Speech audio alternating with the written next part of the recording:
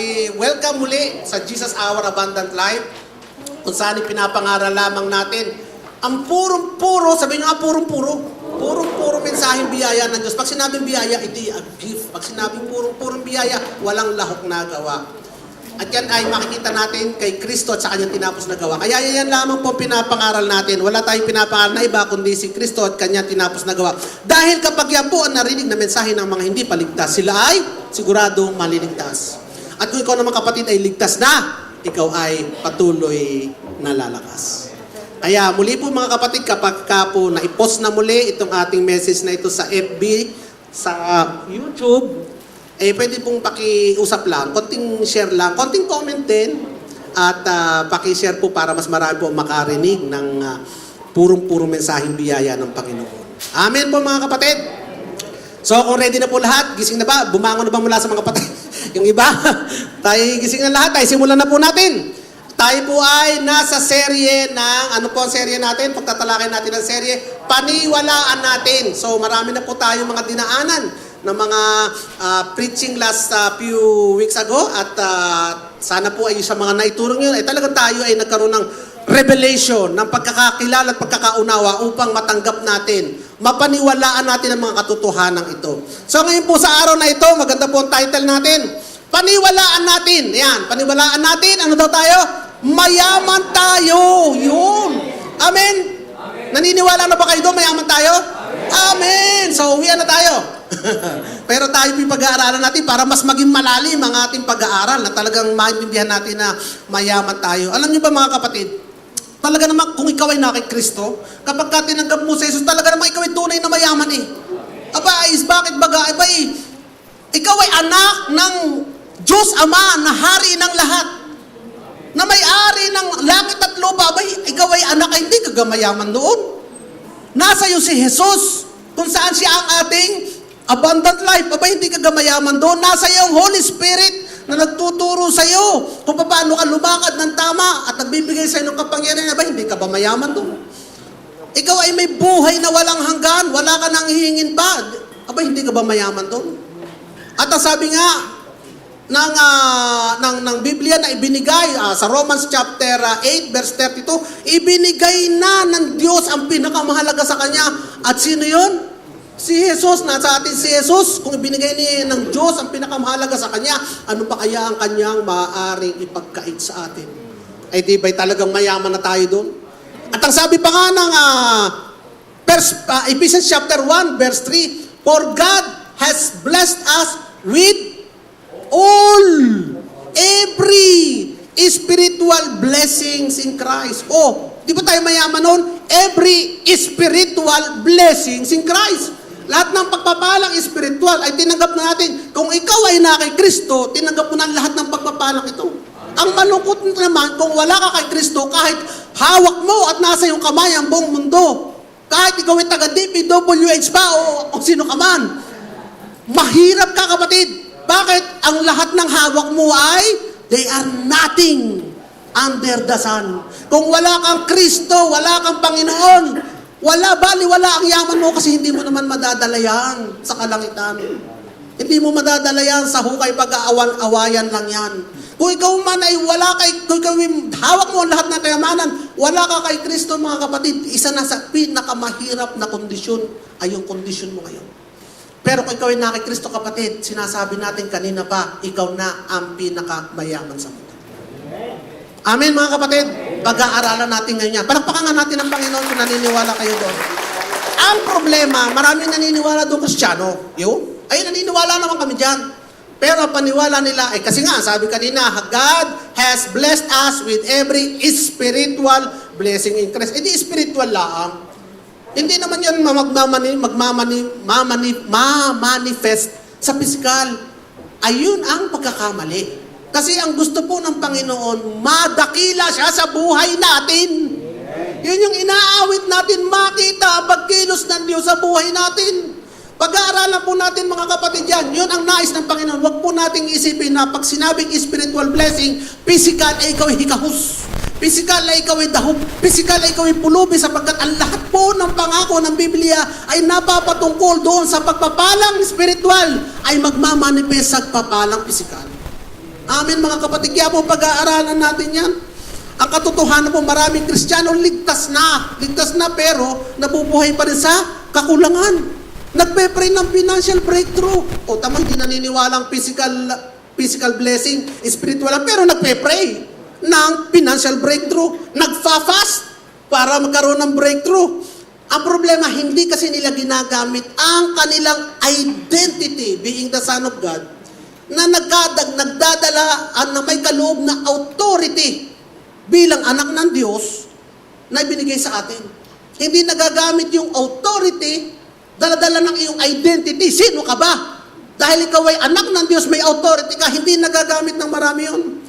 Alam mo ang ginagawa ng marami? Mga born again na, saved na, ano ang mga salita? Ito ang mga salita na kulang. Kulang. Hindi naman ang apelyido'y kulang, pero kulang na lang ng kulang ang salita nila. Ang nakakalimutan nilang bigkasin ay yung covenant. Kapatid, we are people of the covenant. Ibig sabihin tayo ay tao nasa ilalim ng pangako at kasunduan. Nasa covenant po tayo, may pangako ang Diyos. Kaya, halip na i-describe ang problem, ang dapat na dinidecree dapat ang pangako. Sa halip na dinidescribe ang problema, dapat dinidecree ang mga pangako. Bakit kasi mga kapatid, meron general covenant para sa atin, para sa old covenant at para sa new covenant. Ano sabi doon? Death and life are in the power of the tongue. And those who love it shall eat its fruit. Proverbs 18 verse 21. Alam natin lahat yan. Kaya mga kapatid, ngayong umagang ito, hindi lamang pera pag-uusapan natin. Mahigit pa sa pera. Ang pag-uusapan natin ay katotohanan na nag-a-unlock ng kapangyarihan. Truth that unlocks dominion. Truth na gagawin tayo mananampalataya na full, fruitful, and free. Tatlong F. Full, fruitful, and free. Pag ikaw ay abundant, you are full, nag-uumabaw ka. Dahil kayo nag-uumabaw, namumunga ka ng mabubuting gawa. At pagkatapos, ikaw ay free. Ano yung free na yun? Free ka sa bondage. Ano ba ang bondage ng mahihirap? Poverty, kahirapan, kasalatan. Papalayain tayo ng mga katotohanan ito. Kaya mga kapatid, maniniwala tayo sa katotohanan mayaman ako. Kung matatanggap natin ang 5 katotohanan na susuporta doon sa katotohanan mayaman ako. Number 1 na katotohanan, you are not subject to the world's economy. Ayan. Hindi tayo subject sa words. Paano ka naman hindi subject? Nasa mundo ako, mga kapatid. Dikta ng, kung tumaas ang inflation, di mawawalan ng value ang pera ko. Laging inisip natin, dikta ng mundo, kung ano ang kasasapitan natin, nakalimutan natin, mga kapatid, that we are people of the covenant. We are people of a promise. Dahil sa tinapos na nagawa ni Kristo sa Jesus. Hindi ka nilikha ng Diyos, mga kapatid, para umasa sa galaw ng ekonomiya. Tandaan niyo yun, hindi ka nilikha ng Diyos para doon ka nakadepende sa galaw ng ekonomiya, sa inflation, sa sweldo. Hindi ka ginawa ng Panginoon para idikta na ang buhay may maliit dahil maliit ang sweldo mo. Hindi yung kapatid. Mali yun, kapatid. Hindi ka nakadikta sa schedule ng kumpanya. Alam niyo mga kapatid, iba kasi ekonomiya natin. Because we are citizens of heaven, ang ekonomiya natin ay heavenly economy. Ang economy natin ay heaven, mga kapatid. Kaya nga salamat sa salita ng Diyos, mga kapatid, na nagtuturo sa atin na nagbubukas nito. Hindi tayo iniiwan ng Diyos at pinabayaan, hindi tayo biktima ng sistema ng mundo. Amen. Hindi ka biktima ng sistema ng mundo. Hindi ka biktima na nangyayari sa mundo, mga kapatid. Hindi ka kayang takutin ng mundo, mga kapatid. Hindi ka kayang sindakin ng mundo dahil hindi ka nakadepende sa sistema ng mundo. Magsara man ang bangko, huwag ka matawag, kapatid. Hindi ka biktima ng sistema ng mundo, mga kapatid. Sapagkat we are not under the economy of this world. We are under the economy of heaven. At sa heaven tayo ay abundant.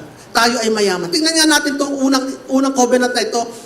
Psalm 23, alam naman natin ito eh. The Lord is my shepherd. I shall not want, sabi ng King James Version. Ang ibang translation kasi, I shall not lack. Pero ang ganda ng King James, I shall not want. May pagkakaiba kasi yung lack sa want. Pag sinabi mo, I shall not lack, lahat ng pangangailangan ko, ibibigay ng Diyos. Pangangailangan ko, ibibigay ng Diyos. Maganda na yun, di ba? Maganda. Pero yung I shall not want is better because ang lahat pa pala ng mahihiling ko, lahat pala ng maaari kong gustuhin, ay ibinigay din ng Diyos. So it's above dun sa lack. It's above dun sa need. Yung what is greater. Sasabihin ng Panginoon, wala na pala akong mahihiling sa Diyos. Pag pala sa Diyos, kasi yung lack, pag pala sa Diyos, wala na akong kulang. Good! Pero pala, yung palang I shall not want, pag pala sa Diyos, wala na akong mahihiling. Di ba mas maganda yun? May gusto ka. Beyond your lack, pero ipagkakaloob din pala ng Diyos. Sapagkat sa Diyos, wala na akong mahihiling. Palakpakan nga natin ang Panginoon. Hindi naman nakakahulog ang material na yun. Hindi mo mga kapatid, dapat kay Kristiyano, ang kahiligan mo, ang gusto mo ay laging ayon sa gusto ng Diyos. Hindi ka hihiling na sana yung kapitbahay namin, masunog ang bahay. Hihiling ka ba ng gayon mga kapatid? Hindi, sapagkat ang puso mo, ika nga, ang puso mo ay pinagta na, bago na. Ang laman ng puso mo ay yung mga ninanais ng Diyos na mabubuti. Kung inilalagay sa iyo ng Diyos, hinihiling ko, Lord, na magkaroon kami ng maayos na tahanan. Sa palagay mo, ipagdadamot ng Diyos. Binigay nga niya ka ng nag-iisang anak. Yung pa kayang bahay na maayos ang hindi niya ipagkaloob, ang tanong lang, gusto ba ng puso mo? Meron kasi ayaw ng puso Ay, kami ayos na dito sa barong-barong, okay na to sa amin. Sabi ni Lord, so be it! Ayan ang gusto mo kasi nga, ibibigay ko ang iyong kahilingan, kagustuhan. Kaya tinatanong na lang, ano ang nilalagay ng Diyos sa puso mo? Tayo ba nung nag-church doon sa parking lot ng White Stream? Tayo ba'y nagsabing, tama na to Panginoon, okay na kami dito. Ganun ba, Pastor, ang ating puso? Ganun ba yung mga taga-Kuwai, yung mga kasama namin sa Kuwai Stream? Tama na Lord na amin niluluhudan ay dinaanan ng gulong ng truck. Ganun ba ang ating sinasabi? Tama na pagtingin namin sa babay, makikita namin ang mga langis ng sasakyan. Hindi, sinabi namin, Lord, kami po yung nangangarap ng magandang lugar ng pagpupulit, pagsamba sa iyo. Nung dinala tayo doon, tayo may nasabi, tama na kami dito, na kami nag-uupak Sister Lord ng bahay. Hindi, kami po ay nasa puso, nasa isipan ng inyong mga leader, ang nakikitang lugar na ito. Bago pa ito tinayo, nakita na po namin ito. Bakit nilagay kasi ni Lord sa puso namin ang pagnanais na magkaroon ng tahanan ito. Kaya ang sabi ni Lord, you shall not want. Ano pang mahihiling mo? Yung hiniling mo sa puso mo, ibinigay ko na. Tandaan nyo kapatid, yung pong, itong the Lord is my shepherd, hindi po tutula. Ito po ay pangako, isa sa covenant declaration. Ibig sabihin, si Yahweh ang aking pastol. Wala na akong mahihiling pa. Yan po ay patunayan ng covenant. Being the Lord, Yahweh, the Lord is my shepherd. Siya na nangangalaga sa akin. Ako niya tupan niya. He is responsible for bringing me, making me lie down in green pasture. Hindi ako mag-isa. I'm not responsible, but He. Kasi covenant yun. Being He, the Lord, is my shepherd. Siya ang aking pastol. Yun ang kondisyon. Yun ang covenant. Ikaw pastol, ako tupa. Hindi ako magdadala, ikaw pastol. Ikaw magdala sa akin. Pero kung hindi mo ako pastol, kambing ako, bahala ako sa buhay ko. Pero hindi, may covenant tayo. Ikaw ang aking pastol, ako ang iyong tupa. So anong gagawin niya? He will bring me, He will make me lie down. Ang ganda pa nun He will make me lie down in green pasture. He will lead me beside still and quiet waters. Hindi sabi, He will lead me beside waterfalls para malaglag ako, no? Quiet, still water para makadrink ako. Tapos habang ikaw umiinom at hindi kumakain, He restores my soul. Marami kang problema. He restores your soul. Pagod ka, He restores your soul. Meron kang mga gagawin, nalilito ka, He will lead you into the path of righteousness for His name's sake. May mga kaguluhan sa mundo, sabi, though I walk in the shadow of the valley of death, I shall fear no evil. Bakit? For you are with me. Pinag-aralan natin, kasama natin ang Diyos. For you are with me, your staff and your rod, they comfort me. Ganda nun. At ito po maganda, you prepare a table for me in the presence of my enemies. Pinagpepesta ka sa harap ng mga kaaway mo, nagsasabing mapahamak ka sana. Pero hindi, si Lord ang naghanda ng hapag para sa iyo upang ikaw mag-celebrate. Magdiwang sa harap ng iyong mga kaaway. Mga kaaway mo na nag-iisip na ikaw saktan, nag-iisip na ikaw mapahamak. Pero ang Lord pinagpala ka sa harap nila. Hallelujah! He prepare a table For me, in the presence of my enemies, He anoint my head with oil, kapatid. You are not just here alone by your own skills and abilities. God has given you the knowledge, the skill through His anointing to perform things that will amaze people and to become powerful to gain wealth. Tapos, hindi lang yung ikaw ang maghahanap ng wealth. He fills my cup. It overflows. My cup overflows. Nung pinagpala ka, hindi lamang sagad, hindi lamang kundi talagang umaawas. My cup overflows. Kaya nga mga kapatid, surely, goodness and mercy will follow us all the days of our life. Amen. Hindi ito, maybe, but this is surely. Covenant ito, mga kapatid, pangako ito, kasunduan. Surely, goodness and mercy will follow you all the days of my life. And at the end, the most ultimate thing, and I will dwell in the house of the Lord forever. Doon din naman ang ating punta sa langit. Pero before ka makarating sa langit, in-enjoy mo muna yung God has made me lie down in the green pasture, and doon sa surely goodness and mercy shall follow me all the days of my life. And then, at the end, doon tayo magkikita-kita sa langit. Pero mga kapatid, ang kondisyon mga kapatid, you must be a sheep. And He must be your shepherd. Pero ikaw kapatid, na tumanggap kay Jesus mga kapatid, you are already a sheep. Sa 1 Peter chapter 2 verse 25. 1 Peter chapter 2 verse 25, ano sabi doon? Ano sabi ng 1 Peter chapter 2 verse 25? Wala po sa outline. Ito po yung nilagay. Parang sabi ko isingit. Yan yung pinasulat mo. O kaya na lang, ganda yan. Ay, ito pala nga pinasingit ko. Chapter 4. Ito pala. Ay, basahin niyo mga kapatid ha. I am the good shepherd, and I know my sheep, and I am known by my own. As the Father knows me, even so I know the Father, and I lay down my life for the sheep. Sino mga tinutukoy ng mga kapatid? Yung mga ligtas. And sabi ng mga kapatid, bago natin basahin yung another, sabi ng iba, iba kaya yung mga disciple, yung mga sheep. Pero ang maganda doon kapatid, merong end. And other sheep I have, which are not of this flock. Hindi yung kasama sa Jerusalem. Them also I must bring, and they will hear my voice, and there will be one flock and one shepherd. Kapatid, narinig mo ba ang panawagan ng Panginoon? Narinig mo ba ang calling ni Lord? Natanggapin mo siya bilang Panginoon, tagapagligtas mga kapatid. Ikaw yung tupa na yon na tinawag mula sa ilang at binalik sa kanyang flock upang i-consider as one flock, and we have one shepherd. And that is our Lord Jesus Christ. So, tayo yung mga tupa na tinutukoy doon. That we are God's sheep and the Lord is our shepherd. Amen? Amen! Hallelujah! Kaya nga mga kapatid, pag dry ang paligid, ito ang pangako kasi covenant pag dry ang paligid, huwag kang matakot na kayo mauuhaw. Kasi ibang ekonomiya mga kapatid. Kasi God can make water come out of dry stone. Sabi yan sa Exodus chapter 17 verse 6, basahin natin mga kapatid.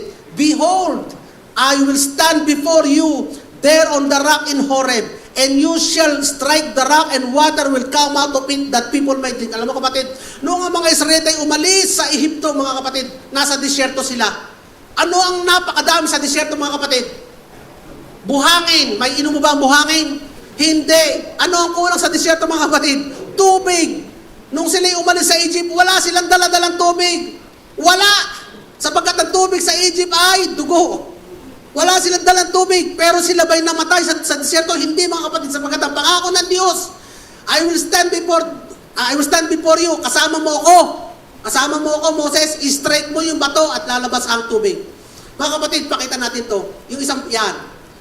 Ito yung Rock of Horeb. Kita niyo mga kapatid, nung hinampas ni Moses ang batong ito, nabiyak ang bato, umagos ang tubig. Makikita nyo kapatid, ang marka ng pinag-agusan ng tubig doon sa baba. Mamaya, balik mo muna sister yun. Balik mo muna. Yun. Makikita nyo yung marka ng pinag-agusan ng tubig.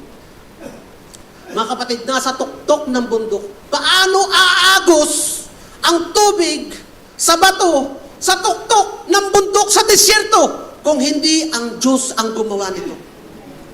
Hindi ako, mga kapatid, na nakakita ng batong ito. At hindi ako nagsabing ito yon. Archaeologists and both biblical experts ang nagsasabi. Pakita mo, sister, yung news. Yung news. Nasaan na yung mismong, yung message mismo, yung mismong Yan. newsletter. I-post mo, sister, yung mismong PowerPoint, yung mismong picture ng news. Yan. Hindi mo, wag mo i-edit yung mismong yung mismong, yan, kapatid. Ayan, makita nyo, kapatid, water from the rock. The evidence of another biblical miracle is still standing in Saudi Arabia. Mga kapatid, hindi ako may sabi nito. Ang may sabi nito, mga kapatid, ay archaeologists at biblical expert na noong panahon na yon, merong tubig na bumaha sa batong yan.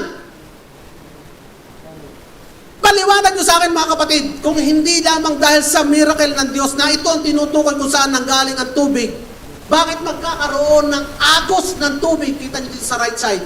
Sa right side. Agos ng tubig doon sa batong yan.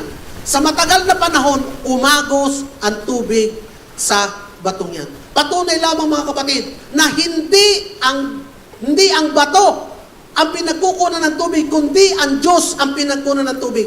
Hindi ang tubig nang galit sa bato, kundi sa Diyos na kasama nila. Mga kapatid, kahit magbiyak ka ng maraming bato, wala kang makukuha ng tubig. Subukan nyo nga. Pag meron kayo nakitang tubig sa loob ng bato, ipunin nyo na yung tubig na yun. Baka yun ang himala ng Diyos para sa inyo. Sausaw nyo kamay niyan, kayo magkurus. Ay, di ganun, nakita natin sa mga sasimbahan, malalaki yung bato tapos may tubig sa gitna.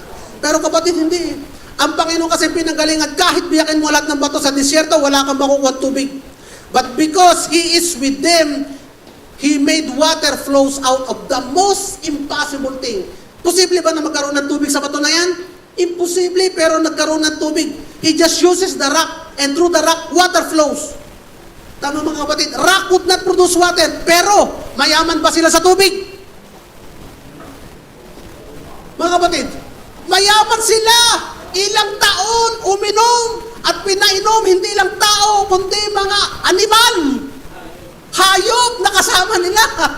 Sa desierto ang uminom sa tubig na galing sa batong yan. Mayaman ba mga Israelita sa tubig? Mayaman! Mayaman sila, pero wala silang tubig. Walang pagkukunan ng tubig, pero mayaman sila sa tubig. Kapatid, huwag mong sasabihin, wala kang pagkukunan ng pera, wala kang paggagamitan ng pera. Tignan mo mga Israelita, walang pagkukunan ng tubig, pero mayaman sila sa tubig. Ganti tayo pa mga kapatid, wala kang pagkukunan, wala kang sweldo, malit sweldo mo, mahina negosyo mo. Huwag kang matakot, kapatid, sapagkat ang Diyos nakapagpuprovide sa mga bagay na imposible pwede mo pagkunan. Palakpakan ng Panginoon. Para hindi ka nakatingin doon sa pinagkukunan mo, kundi doon sa nagbibigay ng source. Katulad ng batong ito, hindi sila nakatingin doon sa bato, kundi sa Diyos na nagpadala ng tubig sa pamamagitan ng bato. Amen. Ganyan po ang Diyos natin, mga kapatid. Sabi nyo, ganyan ang Diyos ko eh. Ganyan ang Ama ko sa langit eh. Ganyan ang Diyos ko, kaya nga even in wilderness, He provides. Kaya mga kapatid, kung parang tuyo ang negosyo mo, parang wala pumapasok na income, tandaan mo mga kapatid, the rock may look dry, but your source is divine. Hindi ba nakasulat dyan yun? Because our real source is not the rock, but God. Tandaan nyo kapatid, ang source natin ay ang Diyos. Doon ka kumukuha ng source sa trabaho, hindi yan ang source mo, kapatid. Ang source mo ay ang Diyos. Amen, mga kapatid. Kaya nga, ano ba ngayon ang tuyo sa'yo? Anong tuyo sa'yo ngayon? Tuyo ba yung farm ko? Tuyo? Wala akong ani. Ano bang tuyo sa'yo? Tuyo yung business mo. Ano ba? Tuyo yung kaban mo. Walang kalaman-laman. Ano ba mga tuyo mukha mo? Kalusugan, mga kapatid. Huwag kang makakabahan, mga kapatid. Ekonomiya natin, iba. Ang ekonomiya natin, heavenly economy. Mga kapatid, bato lang yan. Kayang pabahain ng Diyos ang tubig sa bato. Kaya pabahain ng Diyos ang pagpapala sa tuyo mong kabahan. Amen, mga kapatid. Amen. Kaya nga, sabi dito mga kapatid sa pangalawa, ang tingin mo, kung tinong kulang ang hawak mo, tandaan mo, God can multiply even the smallest seed.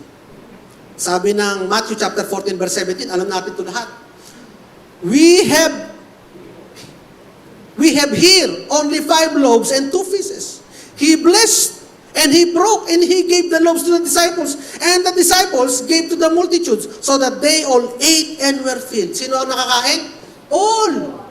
Sila ba'y bitin? Filled. Mayaman ba sila sa... Tika muna, dala lang naman nila ay 2 tinapay, ay 2 isda, 5 tinapay. Mayaman ba sila sa pagkain? Hindi. Salat sila. Ilan pa sila? 5,000. Yung lalaki pa lang yun. Ay yung babae pa at yung bata. Ay mas malakas kumain ng bata at saka babae. Kaysa sa lalaki, di ka, Pastor din. Totoo yun. Ay, 2 isda, 5 tinapay, salat sila. Pero ano nangyari kapatid? Tunay ba silang salat? Hindi. Umuwi silang busog. Umuwi silang satisfied. May take home pa. May mga nagsyaron pa. Hindi sila bitin kapatid. Hindi sila kinapos. Sila ay mayaman sa tinapay at isda. Ang Israelita mayaman sa tubig sa gitna ng disyerto. Sila ay mayaman sa tinapay isda at isda sa kalagitnaan ng wilderness. Kaya mga kapatid, anong ibig sabihin nito? Hindi kailangan ng Diyos ang marami para gumawa ng himala. Tandaan yun, hindi kailangan ng Diyos ang marami para gumawa ng himala. Ang kailangan pananampalataya. Maniwala ka lang. Maunti lang laman ng bulsa mo. Kailangan mo ng himala. Hindi kailangan ng Panginoon ang makapal na pera para makagawa ng himala. Ang kailangan mo lang may pananampalataya sa Kanya. Kung anong meron kang maunti, kapatid, tingnan mo kung anong meron kang maunti, kayang gawin ng Diyos yan. Kayang gawin ng paraan ng Diyos na magkaroon ng himala sa kakaunting iyong hawak-hawak ngayon, mga kapatid. May kakaunti ka bang hawak ngayon, kapatid? Meron. Salamat na lang, puro tayo abundant. Wala nang kakaunting may hawak eh. Puro marami na eh. Amen. Pero kung kakaunti lang, kapatid, hindi ko alam kung ano yung kakaunti sa inyo. Pera, pananim, pang-ulam, o ano man, pasensya. Kung ano man kakaunti, kapatid, huwag kang kakabahan. Sapagkat kayang paramihin ng Diyos kung ano man kakaunting meron ka. Hallelujah. Palakpakan natin ito naman. Kaya mga kapatid, inuulit ko, hindi yung trabaho mo, ultimate source. Mahirap lang ako. At ako isang ano lang, day worker, magtatabas lang ako. Sepulturer, mamalaki kita nila ngayon. Mahirap lang ako dahil ako nagtitinda lamang ng palamig. Kung mo sasabihin, kapatid yun, hindi nga yung sweldo mo o yung trabaho mo ang source. Ang business mo hindi yun ang source. Ang job mo hindi yun ang source. Channel lang yun. Yun lang yung bato at yun lang yung tinapay. Ang tunay na source natin ay ang Panginoon. Kasi nga, we are under God's economy, God's kingdom. Kung at the same way, the rock is the channel, yung 2 fish and the loaves at the channel, God truly fed them through this channel. In the same way, God will truly fill our need to be full, to be fruitful, and to be free through this channel. Amen? Kasi covenant ni Lord yun eh. Covenant ni Lord yun. Ano yung covenant niya? He is the sheep. He is the shepherd. We are the sheep. Kaya nga hindi tayo, we shall not want.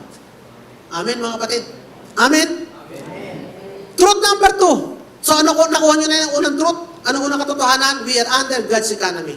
God is the source. Kaya mayaman tayo because God is the source. Truth number 2. Basahin natin to. Poverty is a curse. And Christ broke it on the cross. Yan ang isang pangako, isang covenant sa atin ng Panginoon. May kasunduan sa atin ng Panginoon. Binayadan ko na yung poverty na yan. Tandaan natin mga kapatid, ang kahirapan ay hindi galing sa langit.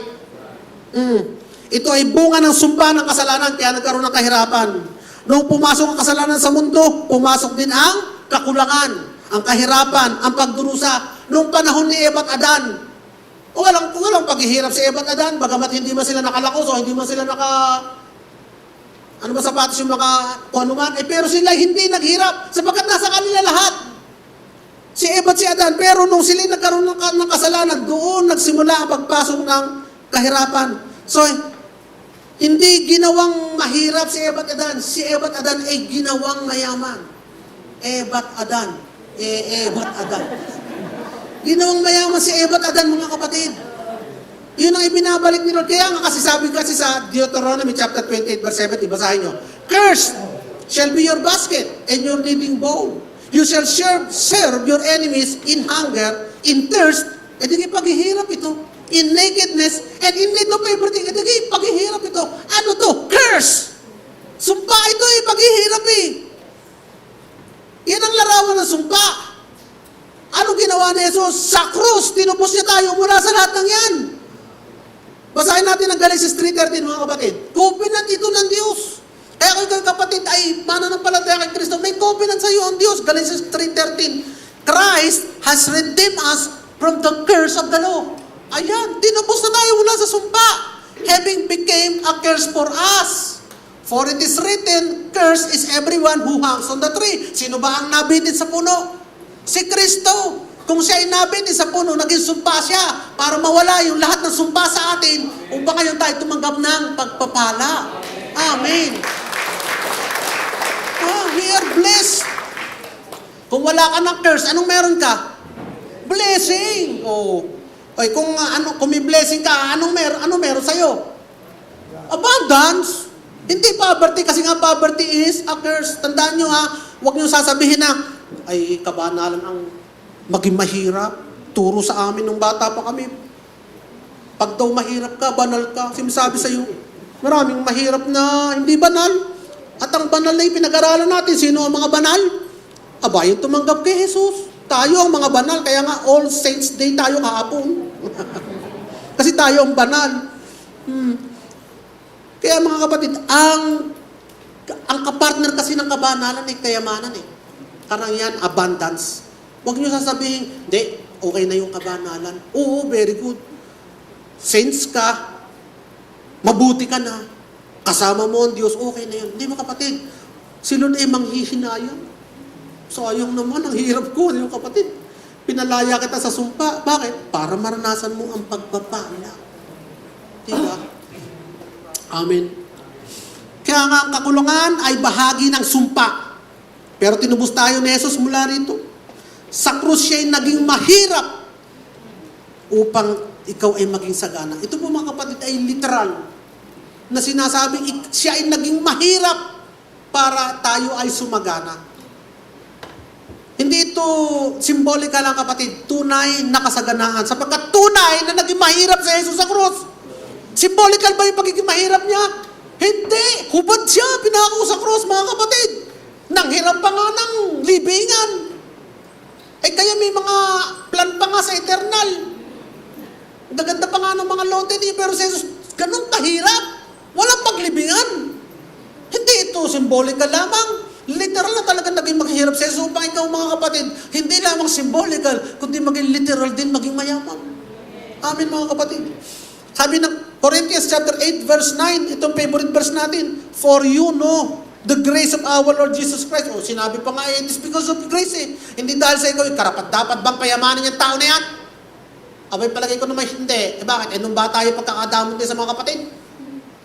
Ay, tinatago ang isda sa ilalim ng kanin? At ng makarami? Ay, dapat bang payamanin niya yung matanda na yan? Abay, hindi ganun ang Panginoon. Sabi niya, grace, grace. Dahil gusto kong magpayaman, gusto kong payamanin ka. Kasi anak kita, yun ang biyaya ng Diyos Hindi ko binibilang ang kamalian mo. Hindi ko tinitingnan ang ugali mo. Hanggang ngayon may maramot yan. Pero hindi tinitingnan yung karamutan mo Alam mo kung bakit? Pagkat yung biyaya niya ang magpapabukas ng palad mo.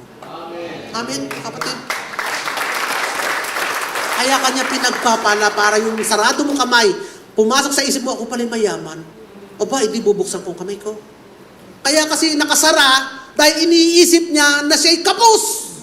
Na siya'y wala na, na pag ibinigay pa niya, wala na. Sorry na. Ayun, wala na. Pero hindi, kapag ka naisip mo nito'y pala'y mayaman, ano ba yun? Sa dami ko pa niyan. Ay, bubuksan ko yan. Kaya ikaw ngayon ay bukas palad. Yun ang by the grace. Sabi nga, for you know the grace of our Lord Jesus Christ, that though He was rich, yet for your sake He became poor, so that through His poverty, He might become rich, mga kapatid. Ano bang rich ang Tagalog? Ano ba ang Tagalog sa rich? Hindi ba mayaman?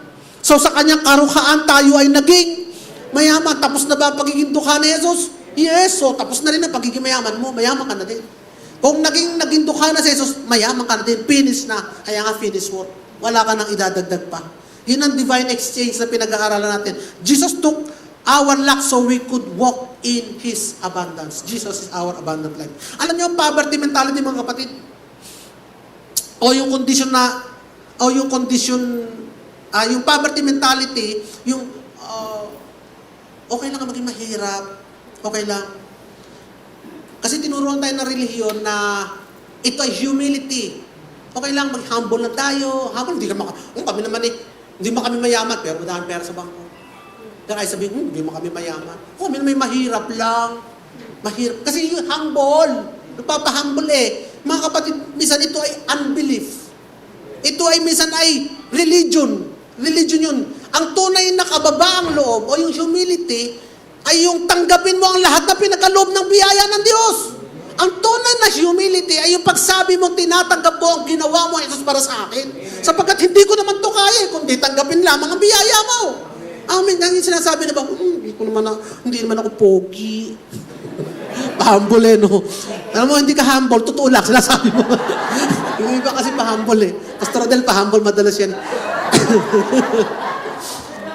Alam, hindi naman kami mayaman. Ang tatay ko naman taga DPWS, hindi naman kami mayaman. Mga kapatid, yung sabihin mo na, kahit wala ka, sabihin mo na, mayaman ako, sapagkat ang aking ama ay ang Diyos, at ang si Jesus ang aking pinagmumulan ng lahat ng kayamanan. Hindi yun pagiging mayabang, mga kapatid. Yun ay pagiging totoo, paniniwala mo sa tunay na ginawa ni Kristo para sa atin, mga kapatid. Kaya yun ang tunay na humility. Alam niyo, mga kapatid, sabi ng John 10:10, alam naman lahat to, the thief comes except to steal, to kill, and destroy. Pero sabi ni Jesus, I have come that they may have life and that they may have it more abundantly. So makikita natin, mga kapatid, na ang magnanakaw si Satanas. Ninanakaw niya hindi lang pera, kundi pananaw. Natin, mahalaga, paniniwala. Hindi lang pera ninanakaw, hindi man ang lakas, hindi lang lakas. Paniniwala mo, kapatid. Ninanakaw ni Satanas yung tamang revelation mula sa isip mo sa pamamagitan ng paglalagay ng maling paniniwala. Gusto niyang isipin ba na lang mahirap? Gusto niyang isipin humble ang mahirap? Yun ang pinalalagay sa ating mga isipan. Kaya, mga kapatid, kapag tinanggap mo ang katotohanan ito na hindi mo, alam mo, mga kapatid, sabi na baka ayaw ko magturo ng ganyan? Prosperity gospel? Abay, anong gusto mo? Poverty gospel? Ay, sadya naman kay Jesus may prosperity. Sadya naman prosperity siya ang Panginoon. Pag tinanggap mo naman, ano pa namang, hindi ko maintindihan. Bakit prosperity? Ano kang ibig sabihin mo ng prosperity? Hindi ka sadya naman pagka ikaw ang anak ng Diyos sa langit, sadya naman kayo prosperous. Sadya naman nga ang gospel ay prosperity. Ang gospel ay mabuting balita. Meron ba nagbalita sa iyo na ikaw ay maghihirap? Mabuti ba yun?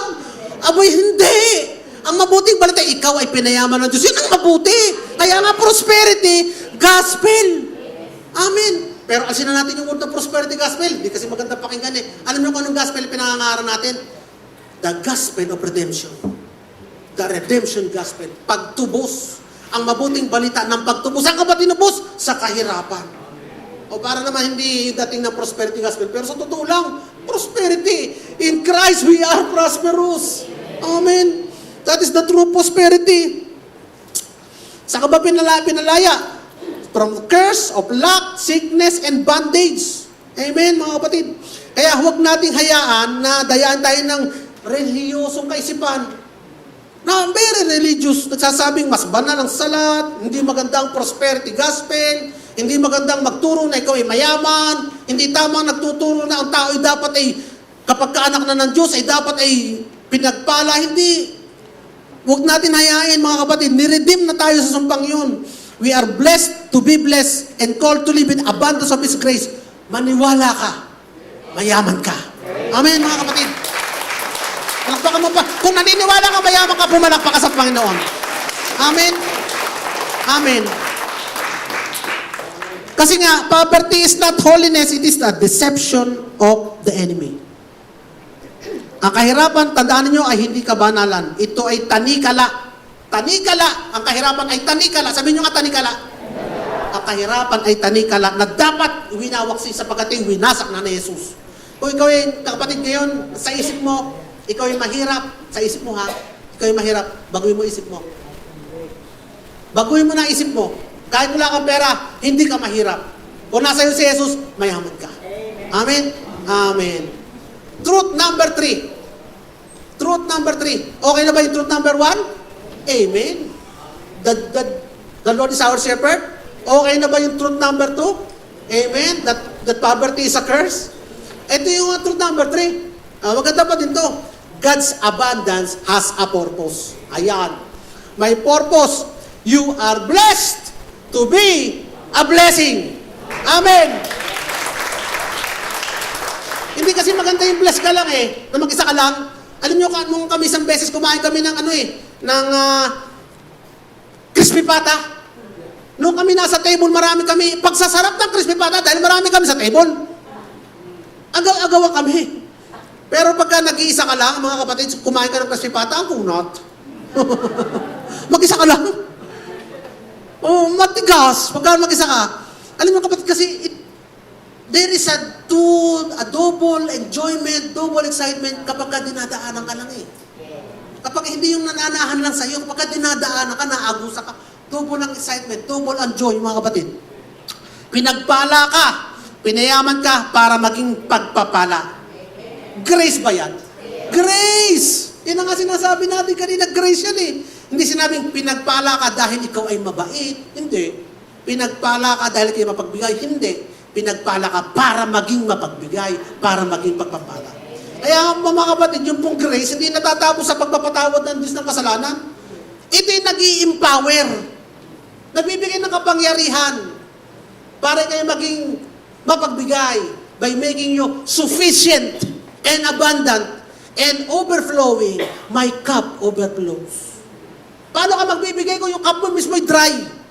So, pinaawas ng Diyos ang cup mo para ikaw makapagbigay. Uy, kupa na ibang lalagyan. Uy, kupa na ibang lalagyan. Pinaawas niya ang cup mo para maisalin mo sa iba. Hindi naman niya tutuyuin yun Hindi ba sinabi, pag naisalin mo, kulang ka na, wala ka na. Hindi, kapatid. Ang our source is God. Hindi nga natuyo ang bato Ang Diyos pa kaya? Under the new covenant of grace, mga kapatid. Sabi dito, Beloved, I pray that you may prosper in all things and in health, just as your soul prosper. Ano konektado yan When you are prosperous in all things, even your soul prosper. Yung pag-iisip mo magbabago. Yung poverty mentality mo mawawala. Kasi ang kaloob ng Diyos ay kabuuang kasaganaan. Espiritu, kaluluwa, katawan, at kabuhayan. All things Espiritu, blessed na tayo. Kaluluwa, yung iyong kaluluwa, blessed din. Katawan, blessed din, malusog din. Hindi lamang yun, kabuhayan mga kapatid. Kapag nanatili ang kakulangan, hindi yun kabanalan. Kundi kakulangan ng kaalaman sa natapos na gawa ni Jesus. Kapag kayo poverty, you live in poverty, kapatid, tingnan mo lang, baka ang kulang, ang mali ay yung hindi mo naunawaan ang finished work of Christ. Kapag pinayaman ka ng Diyos, hindi ito para lang sa luho mo, kundi para sa misyon. Prosperity is not self-centered. It is a kingdom-centered. Tandaan din mga kapatid, may purpose si Lord. Kaya ka pinayayaman. May purpose si Lord para sa kanyang kaharian. Sandali.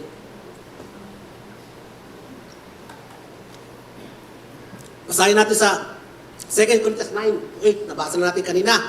God is able to make all grace abound toward you, that you always having all sufficiency in all things may abound in every good works.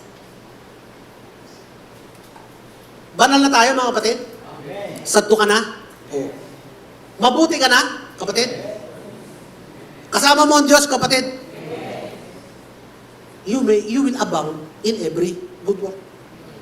Kaya nga kasi, ang purpose kasi mga kapatid, ng abundance ay generosity. Hindi ka lamang Ginawang abundant para, period, abundant. Ginawa ka abundant para daan yun upang ikaw ay maging generous. Kasi gusto niya mabuhay ka sa overflow. Hindi lamang para sa comfort natin. Of course, kasama na doon ang comfort. Paano ka magbibigay ng comfort sa iba kung ikaw ay hindi comfort? Tama, mga kapatid? Paano ka makakaroon ng impact sa iba kung ikaw ay wala ka impact? Tandaan niyo mga kapatid, sino ba ang mas malaking impact kay Jesus? Yung patatlong lalaki na nakatayo sa kanan ni Pedro habang si Kristo pinapako? O si Joseph of Arimathea? Sino mas may impact kay Jesus? Si Joseph of Arimathea! Yung nagpahiram ng libingan ni Jesus ay yung patatlong nasa kanan ni Pedro. Hindi nga natin kilala eh. Kilala mo ba, Pastor Del? Hindi nga eh. Walang ka-impact-impact. Ay yung panlima doon sa kanan ni Maria, Pastor Atulay. Hindi rin niya kilala eh. Kasi walang impact. Pero kilala ng lahat. Sino? Si Joseph of Arimathea. Kasi nagpahiram siya ng kanyang plan. Pinahiram yung kanyang libingan. Oo. Mayaman ba si Joseph? Of course. Mayaman si Joseph. Eh, ano, sabi naman ng patatlong nasa kanan, papahiram po yan. Ngayon, walang libingan eh. Adiga. Pero si Joseph, na pinagpala ng Diyos for a purpose, para magkaroon ng impact. Magkaroon ng impact. Sino ang mas malaking impact? Yung Kristiyano na generous, na mayaman, na umabaw?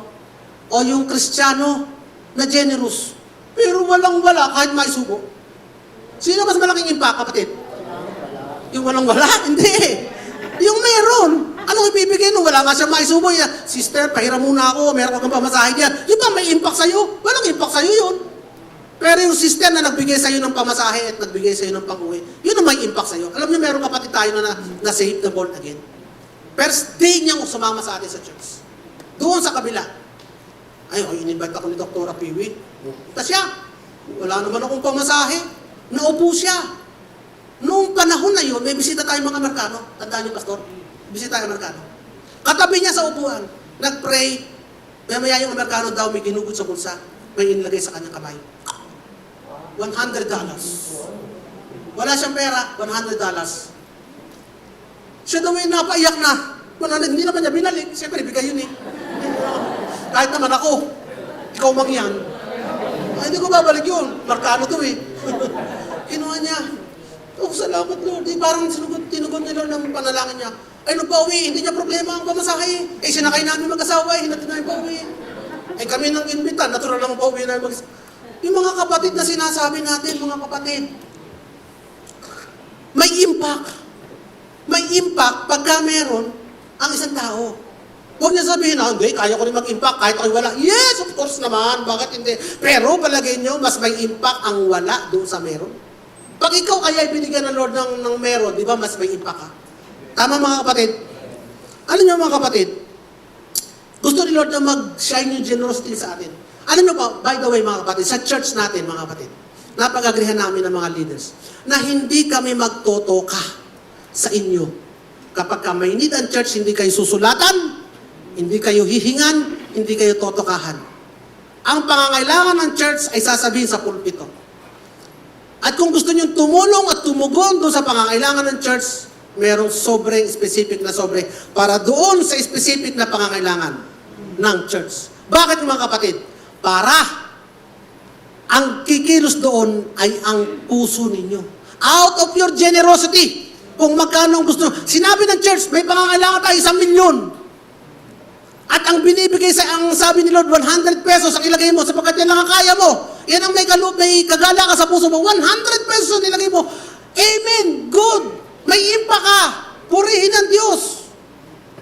Ay, pero pag sinabi ng church, meron tayo pangangailangang 100 pesos. Pero ang nilagay sa puso mo ng Panginoon ay 1,000,000 pesos. Amen. Good. That is more impact. Di ba mga kapatid? Eh, ako kayo nag-iimbento lang kapatid. Di ba totoo yun? You have more impact kapag meron ka. And hindi namin sinasabi na hindi ka na ngayon tinutokan. Wala. Kapatid, pag kami nagtoka sa inyo, sabihin sa akin, tutoktokan natin yung nagtoka. Wala kang tokahan dito eh. Out of the generosity of the heart, God will motivate His people to move. Out of the generosity of the heart, God will compel His people to give. Kung ano ang nilalagay sa inyo ng Panginoon. By the way, ganito din mga kapatid. Yan, narinig mo kapatid channel ka doon ng blessing. Bless ka naman, ako ang iyong pagbibigyan. Prosperity mindset o poverty mindset? Poverty mindset yun, sister narinig mo ang preaching Pagka daw pinagpala ka, ay daanan ka lang ng pagpapala. Ako nangangailangan, Poverty mindset yan, kapatid. Kapag naririnig mo ang mensaheng ito, ang ibig sabihin doon mga kapatid, ikaw din ay daanan ng pagpapala. Ikaw yung pinayaman na daanan ng pagpapala. Amen mga kapatid. Hindi ikaw yung pulubing nangangailangan ng tulong. Ikaw yung mayamang daanan ng pagpapala. Amen mga kapatid. Huwag tayo sa poverty mentality. By the way mga kapatid, sa loob ng church, walang utangan. Tandaan niyo mga kapatid, walang utangan sa loob ng church. Bakit ko walang utangan? Kasi utangan ay pagtotoo ka. Sister, i-provide mo nga need ko, utang. Tinotokahan mo yung kapatid mo na tulungan ka. Samantalang kapatid, sa loob ng church, we are one body. Sabi nga ng kasabihan, sakit ng kalangkingan, dama ng buong katawan. Kanina nabangga na naman yung aking kalingkingan sa gulong ng aking trolley. Dama ng buong katawan ko ngayon, ang sakit. Anong ibig ko sabihin ng mga kapatid? Kapag there is a need, alam nyo, ibahagi ka ng katawan ni Kristo, hindi ba mararamdaman ang kapatiran yan? Hindi ba kikilos ang Espiritu ng Diyos para sabihin, tulungan mo yung sister na yun?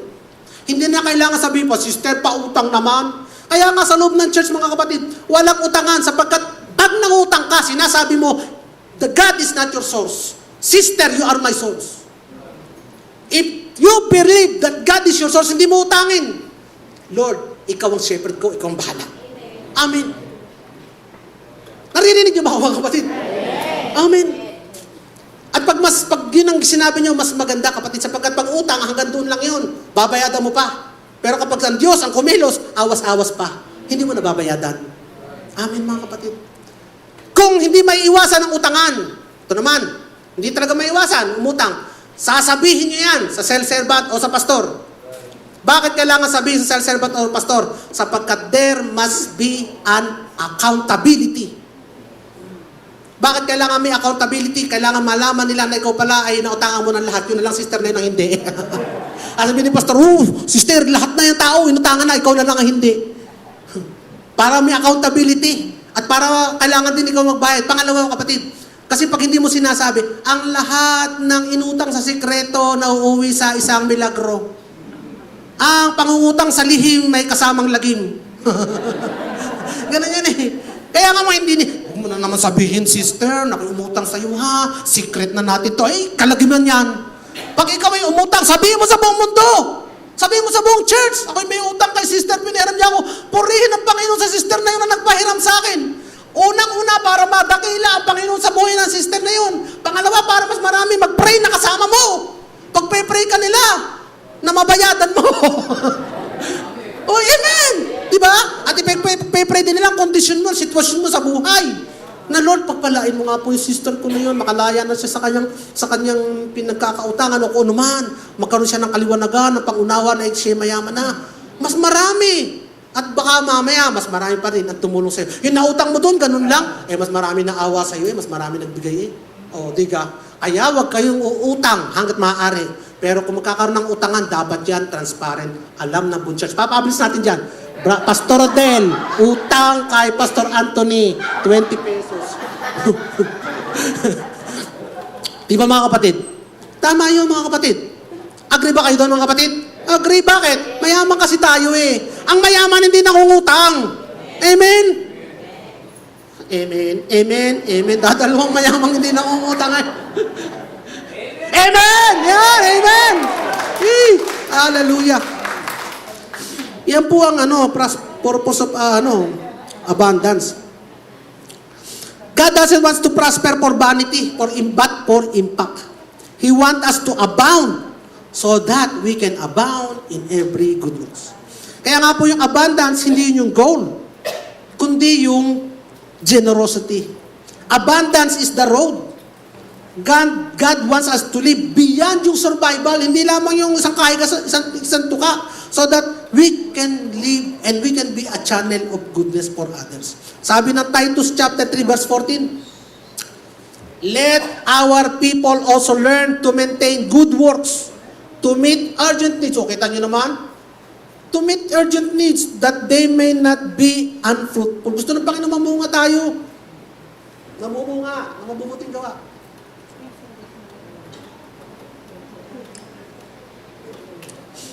Kasi nga, tinuro na sa atin, banal tayo, mabuti na tayo, kasama natin ang Panginoon. Ba't di tayo mamumunga? Di ka, mga kapatid. Proverbs 11:25, the generous soul will be made rich, and he who waters will also be watered himself. Ayan sa Old Covenant. Kung ikaw ay gumawa ng mabuti, na dinilig mo yung kapatid, madidilig ka rin. Pero ang principle, ang katotohanan ay hanggang ngayon sa New Covenant, na kapag ikaw ay nag-bless sa iba, you will also be blessed. And you will be excited. You repress others, you yourself will be also repressed. Kaya nga hindi maganda ang utang. Kasi ang utang ay pwersahan. Sis, ako i-repress mo, ako i-repress mo, hindi maganda yon. Mas maganda yung ang Panginoon mismo ang kumilos. Gusto kong i-refresh yung sister na yun. At ikaw ang sumunod sa Panginoon, i-refresh mo yung sister na yun, mamamanga ka na lang, magugulat ka, hindi ko alam na ganun pala ang kondisyon, iyak na lang siya, sister, hulog ka talaga ng Diyos mula sa second floor hanggang sa first floor. Hulog ka talaga ng Diyos, pinapanalangin ko ito, pero dinidig ng Diyos sa panalangin ko. Sino napagpala? Yung sister na yun, ikaw din. Nakita niyo yung sister na yun, may himala talaga. Nakita ng sister na kumikilos talaga at nakikinig ang Diyos sa kanyang panalangin. Ikaw din naman, narinig mo, Lord, salamat po, kinausap mo ko, ganun po pala makinig sa'yo. Yung pala salita mo, ngayon, I know how to walk in obedience to the Holy Spirit. Tapos marirepress ka din. Tapos nakita mo yung binigay mo, pagbukas mo ng kaha mo, dito na pala ulit. Ano yung binigay mo yung lumang damit? Hindi. Yung binigay mo, bumabalik lang yun. Bumabalik lang yan. Because our economy is heaven, our source is God. Ano pa mga kapatid? Kaya nga, huwag kang matakot sa kasaganaan. Yakapin mo ito para sa kabutihan. Yakapin mo ang kasaganaan. Huwag kayong matakot na maging mayaman. Ha? Kung takot kayo maging mayaman, binyo kay Pastor Jason lang kung tatakotan nyo. You are blessed to bless and rich to enable, prosper to participate in God's mission.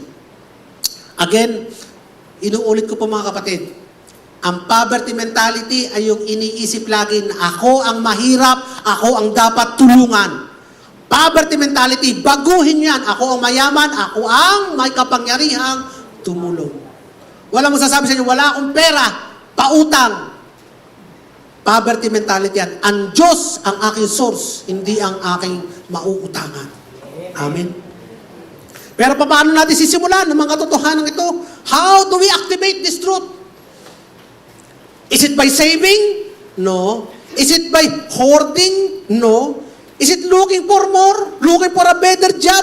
No. Is it working for a greener pasture? No. Is it turning night into day and day into night? No. Is it by working 8 days a week? No. Opposite mo kapatid. It is by faith, and your faith expressed through your words. It's not by work, but by your word. The word of God. Saan ka pa maniniwala kapatid? Sa mundo? Yung payo ng mga expert? Payo ng mga financial analyst, payo ng mga consultant, payo ng mga psychologist, payo ng mga masters, payo ng mga PhD, na hindi naman naniniwala sa Diyos, hindi naman nagbabasa ng Bible. Yan ang pakinggan mong payo. Sa pungsoy, sa posisyon ng mga stars, sa guhit ng palad, sa alien, o sa salita ng Diyos. Sa salita ng Diyos. Truth number 4. Mga kapatid, nabilis na ba tayo sa truth 1, 2, 3? Amen. Truth number 4. Words are spiritual laws that governs our reality. Ibig sabihin ng mga kapatid, ang salita ay spiritual na katotohanan na nagtatakda ng ating realidad. Yung realidad natin ay hindi based doon sa nakikita natin. Pag ba walang laman ng bako mo, mahirap ka, hindi nakabase doon ang realidad mo, kapatid. Everything created responds to a sound. Tandaan nyo, lahat na nilikha ng Diyos tumutugon sa salita. Especially do the sound of faith. Especially do sa salita na may kasamang pananampalataya. Anong salita? First word. Thank you, Lord. Sabihin nyo nga, thank you, Lord. Yan ang first word. Thank you, Lord. Hindi yung sana po. Iba kasi yun ang unang salita eh. Sana po, Lord. Hindi. Anong una? Thank you, Lord. Say it when you don't feel it. Say it even when you don't see it.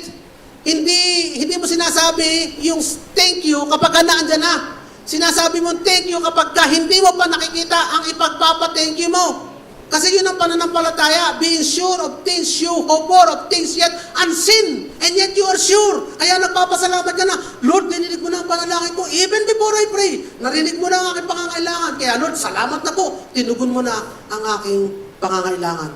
Tinugon mo na at ibinigay mo na ang lahat ng aking pangangailangan. Kaya nga, thank you, Lord. Thank you, Lord. Mayaman ako. Sabihin niyo nga, thank you, Lord. Mayaman ako. Sabi niyo ba? Sabi ni Lord, paano ko nga kikilusan ikaw? Ang salita mo, hindi ko marinig. Sabi ng Psalm 114, I will do the very things I hear you say. Ikaw wala ka salita. Di sabi Lord, thank you, Lord. Mayaman ako. I will do the very things I hear you say. Sabihin nyo nga ulit, thank you, Lord. Mayaman ako. Hanggang maging totoo sa yun, hanggang maging convinced ka na mayaman ka. Hindi mo pa nakikita, convinced ka na mayaman ka. It will affect your faith.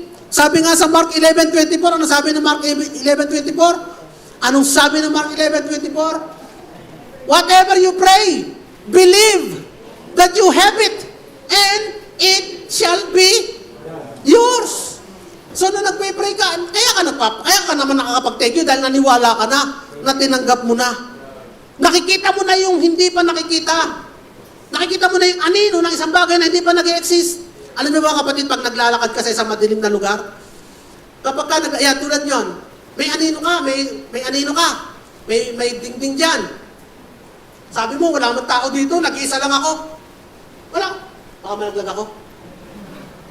Okay lang. I'm safe. Nag-iisa, wala kasi nakikita. Nag-iisa naman ako sa church. Wala akong kitang tao. Kasi doon ka nakaharap, wala ka nakikita tao. Pero pagka nailawan ka, at may nakatayo pala sa likod mo na hindi mo nakikita, ilan na makikita mong anino? Dalawa pa din. Kaya na lang kung white lady, wala talaga anino yun. Ano?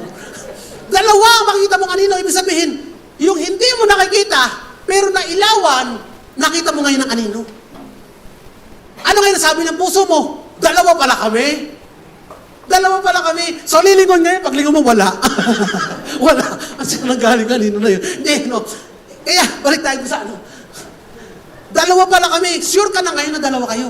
Kasi nakita mo yung anino. Ganun yung pananampalataya, kapatid. Iniilawan tayo ng salita ng Diyos. Yung salita ng Diyos ay nagpapalinaw na meron tayo. Hindi man natin nakikita ngayon, pero ang sabi ng Diyos, meron ka. Hindi mo lang nakikita ngayon. Parang sa parada. May pumaparada dyan. Doon ka nakasilid sa maliit na butas. Ang nakikita mo yung ati-atihan. Yung ati-atihan, nakita mo isang tao lang na maitim. Sa isip mo, isa lang pala yung pumaparada. Isa lang yung nagdadagundong. Pero hindi kapag nasa taas ka, nakita mo ang simula sa huli, papunta doon sa unahan. Nakita mo libo-libo palang ati-atihang na maitim yan. Alam mo si Pastor Del yung isa doon, di naman pala. Nagbabay kasi siya. Nakita mo marami pala, pero nakita mo lang, isa. Sasabi mo bang isa lang? Hindi mo kasi nakikita. Kapatid, nakita mo na ba ang buong buhay mo? Ang ending mo, nakita mo na ba? Nakita mo na ba kung paano ka mamamatay? Nakita mo na ba kung gaano ka, siguro ako'y mag-isa lang sa, yung ba nakikita mo? O ang tinitingnan mo ay ang salita ng Diyos, na sabi ng Diyos, anak, mayaman ka na. Maaring ngayon hindi mo palang hawak, pero anak, mayaman ka na. Amen, mga kapatid. Palakpakan nga natin ang Panginoon. Kailangan lang hindi ka nakatugon, hindi ka nakatingin doon sa now. Sino ang problema ng mga Kristiyano ng mga tao? Now! Ngayon lang, hindi mo, lawakan mo ang iyong pag-iisip, kapatid. Hindi ang buhay mo'y now. Pero pang tomorrow, may the next day pa, may susunod pang araw. Ang mahalaga doon, ang sabi ng Diyos, ang buhay mo sinulat na niya, pinlano na niya, the plan I made for you is good. Surely goodness and mercy will follow me all the days of my life. Amen, mga kapatid. Kaya mayaman ka. Maniwala ka, mayaman ka, kapatid. Mayaman ako. Ako, mayaman ako. Kita niya ba yung bagong teritoryo sa labas? Hindi akin yun. magiging akin din yun. Okay. Magiging akin din yun. Pagka sinakay ko mamaya yan, makikita mo akin yun. So mga kapatid, prior to that, nagsalita. Next, bago sinabi ni Jesus kasi, nagsalita lang siya sa puno. Kasi pinag-usapan natin kanina salita. Words are spiritual laws that govern our reality. Bago mag-Mark 11:24, nagsalita si Jesus sa puno. Nadaanan niya yung punong igos, walang bunga. Sabi ni Jesus, curse be to you.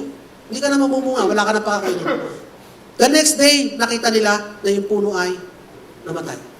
So, ang first word, thank you, Lord. Anong second gagawin natin? Speak to it. First word is thank you, Lord. Next word is speak to it like you mean it. Like you mean it. Alam niyo mga kapatid, yung pera problema niyo, may tengang pera.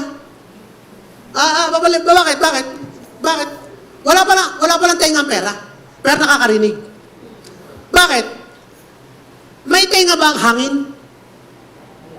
Wala. Pero nakarinig siya. Sabi ni Jesus, be still. May tenga ba ang alon? Wala.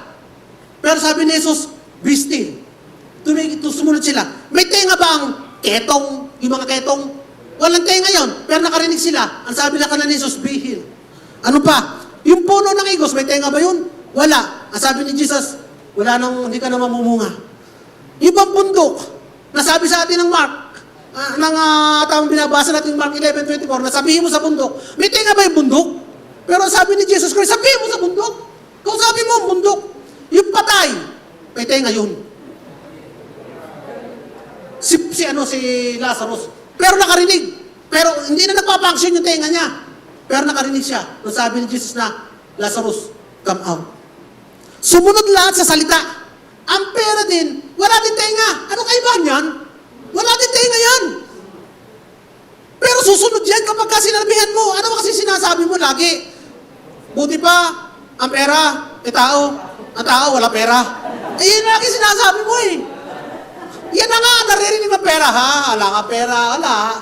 Pero kung sabi mo pera, punta dito. Lapit dito. Lapit. Pera, balik. Pera, dumami ka. Pera, mag-anak ka.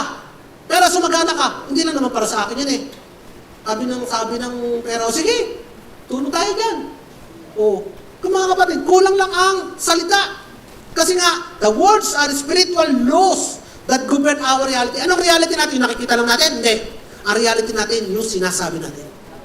Yung sinasabi natin. Papatunayan natin mamaya kung hindi pa kayo naniniwala. Kaya kung lagi sinasabi mo, yun ang sumusunod sa atmosphere mo. Ito ang sinasabi ng maraming mananampalataya. Wala akong pambayad eh. Ano ba? Laging kulang ang sweldo ni Mister.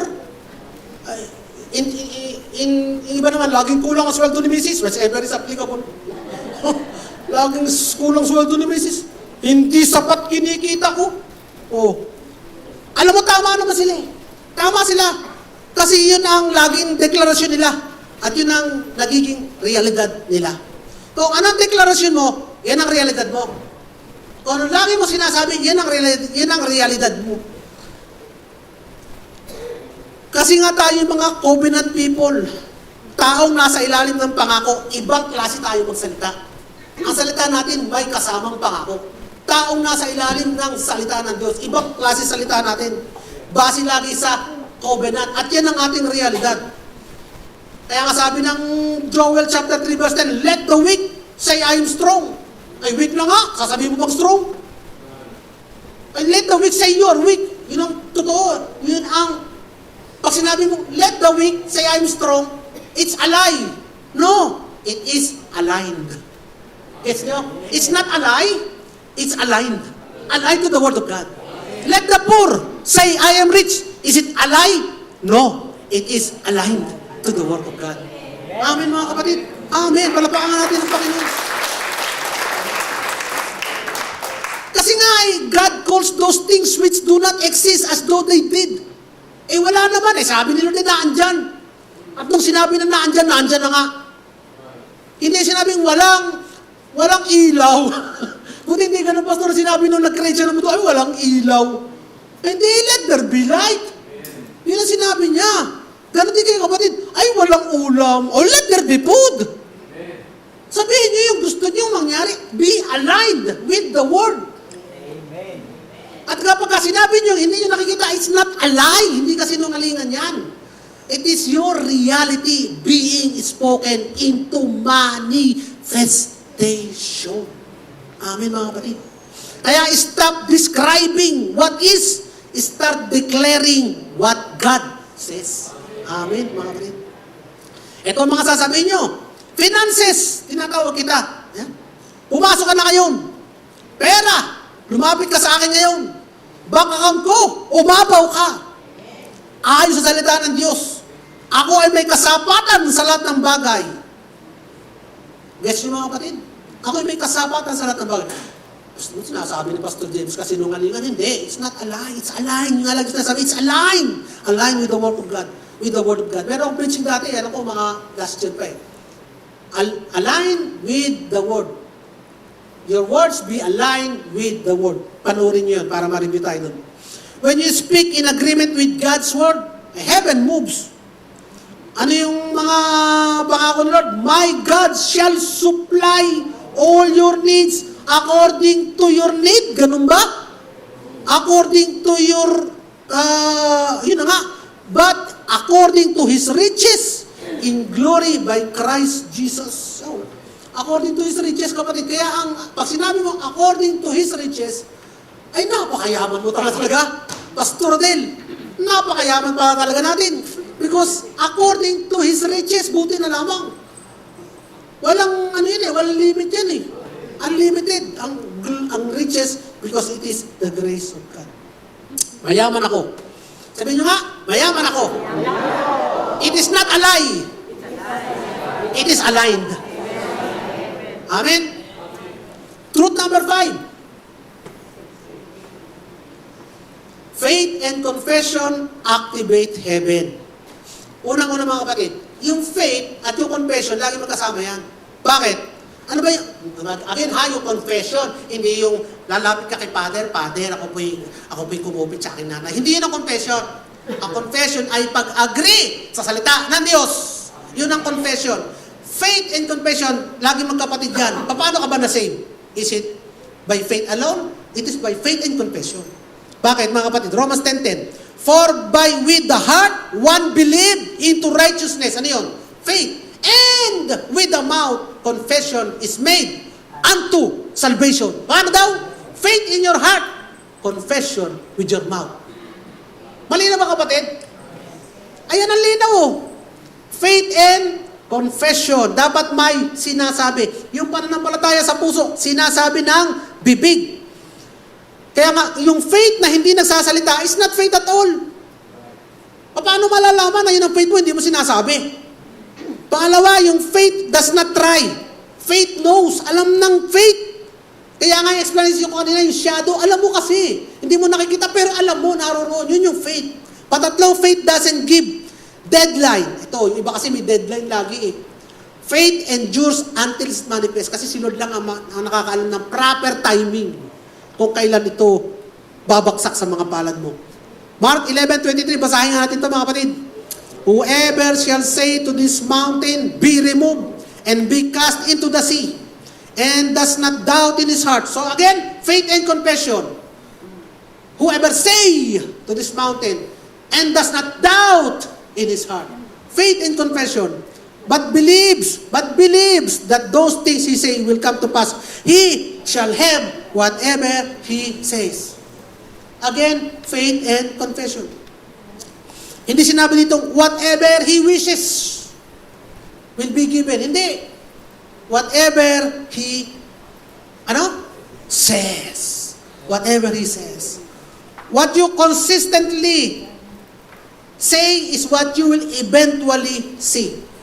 Kaya nga po mga kapatid, inconsistent yung, delikado yung inconsistent confession. Ito yun, sa Sunday, yes, Lord, ako'y nag-uumapaw, ako'y mayaman.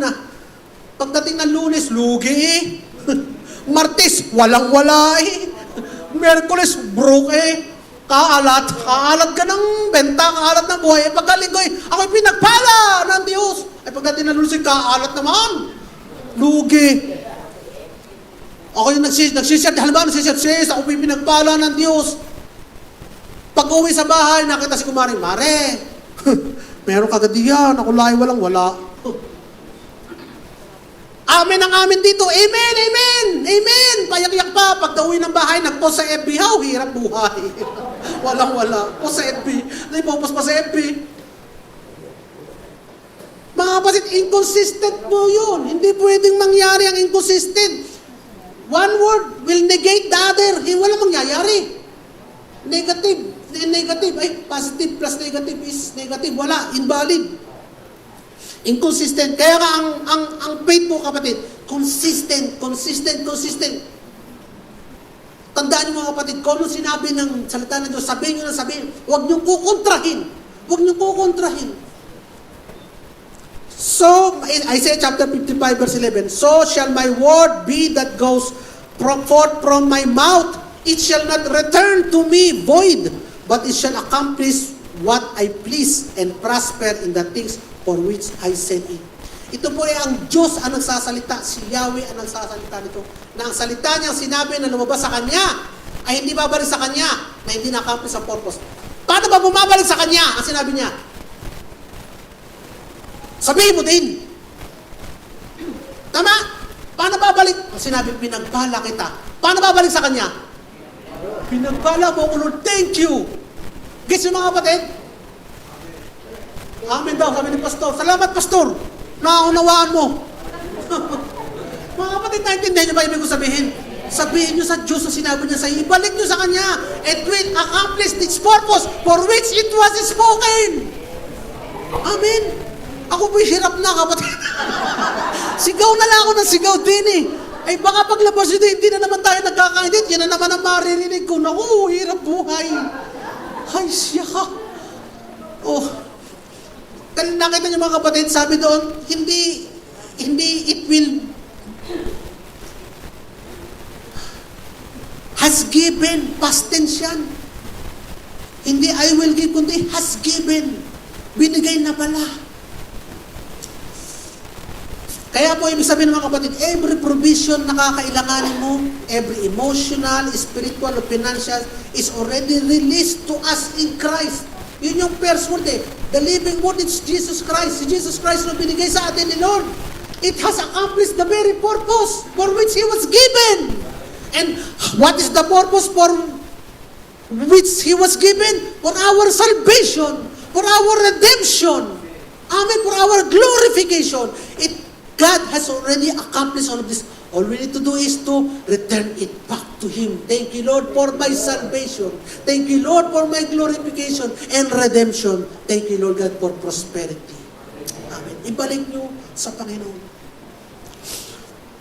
So, it's not a matter of God releasing it again. Kaya pag nagpe-pray kayo, hindi yung parang wala pang ibinigay. Diyos, parang hinihingi mo ulit. Kundi dinideclare mo na lang para mag-manifest yung ibinigay nyo na ka. Stop begging God. Stop begging. Start calling forth what is already yours. Tawagin nyo yung nasa inyo na. Ang kulang na lang ay withdrawin nyo yung nasa inyo na. Huwag nyo nang pakiusapan ng Diyos. Lord, magpalay, po kami. Buksan mo ang iyong pinto ng kalangitan. As if nagmamakaawa ka. Sabi nga ni Lord, God has already spoken. Finish. Balik mo na lang sa Diyos. So everything begins with believing. Kaya paniwalaan natin, mayaman tayo. Just a matter of timing for the withdrawal. Yung account natin, puno na, na-depositohan na. Mga kapatid, heaven has deposited it. Faith must withdraw it. Anong pang withdraw natin? Faith with confession. Your words are your withdrawal slip. When you open your mouth, speak the word. You're not convincing God to act. You're commanding creation to align with what God already finished. Na ano yung tapos na mayaman tayo, mga kapatid. Yan ay covenant ng Diyos sa atin. Covenant. Pangako ng Diyos sa atin. And it is sealed, signed, delivered by the blood of Christ. It is finished. Amen, amen. Palakpakan natin ang Panginoon. In conclusion, mabilis ako ngayon. In conclusion, ito mga katotohanan na tayo mayaman na. Ano yan? Hindi, conclusion muna. Conclusion, mga katotohanan na tayo mayaman na. You live by a higher economy. Yan pinag-aralan natin. God is our source, not the world. Makita natin sa Exodus 17, Matthew 4, 17 to 21, God can bring water out of rock and multiply bread out of nothing. Poverty is not holiness. Pangalawang deception. Poverty is a curse of sin. But we were redeemed from the curse by the blood of Jesus. Galatians 3:13 to 14, 2 Corinthians 8 and 9, John 10:10. You are blessed to be a blessing. I am blessed, I am blessed, I am blessed. You are blessed to be a blessing. And because prosperity has a purpose. 2 Corinthians 9:8. Words rule your world. Yeah. Salita nyo ang realidad ng inyong buhay. Words rule your world. Speak life, not luck. Proverbs 18:21. And, ito pa, panghuli, faith speaks what it believes until you cease. Hindi yung, I will only speak when I see. No. Faith speaks what you believe until you see. Kaya nga, don't stop declaring until it manifests. Mark 11:23. So, let's rehearse. Let's rehearse. Rehearsal, rehearsal. Let's rehearse. Final prophetic declaration. Ano niya sabihin ng prophetic?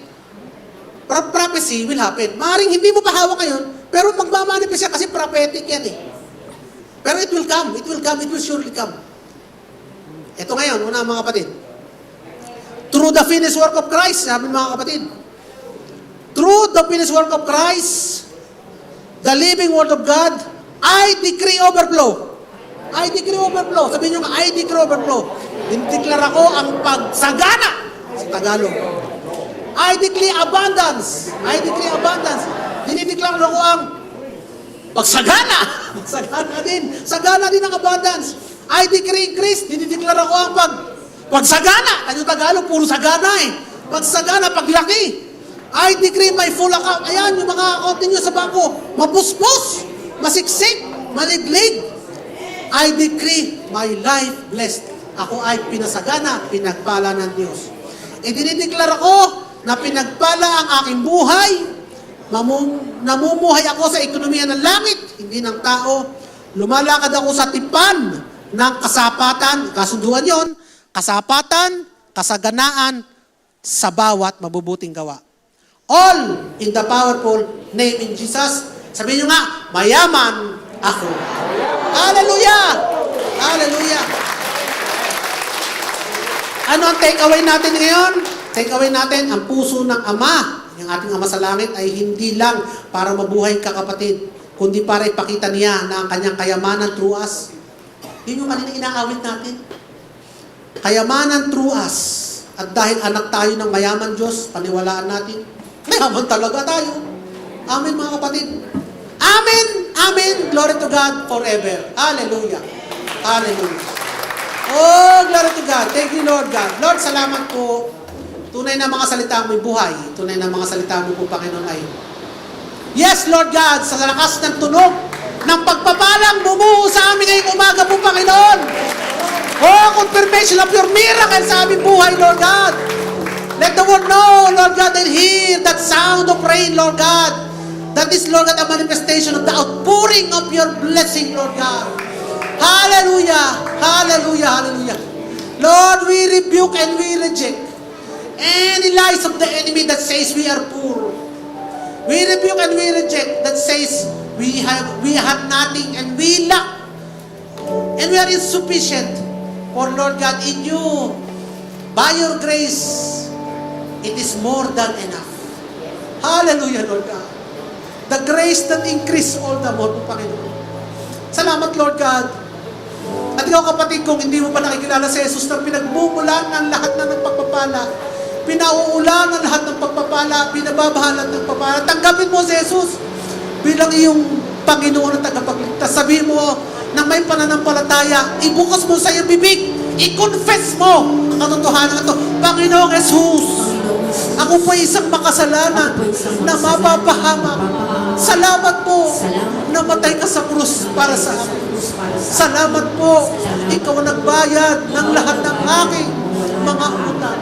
At dahil sa iyong dugo, ako po'y nilinis mo. Sa pamamagitan ng iyong dugo, ako'y sinulat mo ang aking pangalan sa aklat ng buhay. Salamat po, Jesus. Ako ngayon ay anak ng Diyos, tagapagmana ng kayamanan mo sa langit. Ito po ang aking panalangin sa pangalan mo, Jesus. Amen, amen. Ako na naman nanalangin, Lord. Thank you, Lord God, for this very beautiful morning. By the sounds of that rainbow, Panginoon, truly, Lord God, a confirmation that you have answered all our prayers. That you have provided for more than all that we need. In fact, Lord God, you have provided and answered those things that we want in our heart. For you are my shepherd, and we shall not want. You made me lie down in green pasture. You lead us beside the quiet and still waters. You restore my soul. You lead me in the path of your righteousness for your name's sake. Though I walk in the shadow of the valley of death, we shall not fear any evil, for your staff and your rod that comfort me, and you are with me. You prepare a table for me in the presence of my enemies. You anoint my head with oil. My cup overflows. And surely goodness and mercy shall follow me all the days of my life. And I will dwell in your house forever and ever and ever. In Jesus' name. Amen. Amen. Lord, uli po Panginoon, sa iyo namin binabalik ang pinakamataas na pagpuri, pasalamat at pagsamba. Sa pangalan ni Jesus. Amen. Amen. Palakpakan natin ang Panginoon at dadako po tayo sa pagpapirapirasan ng tinapay.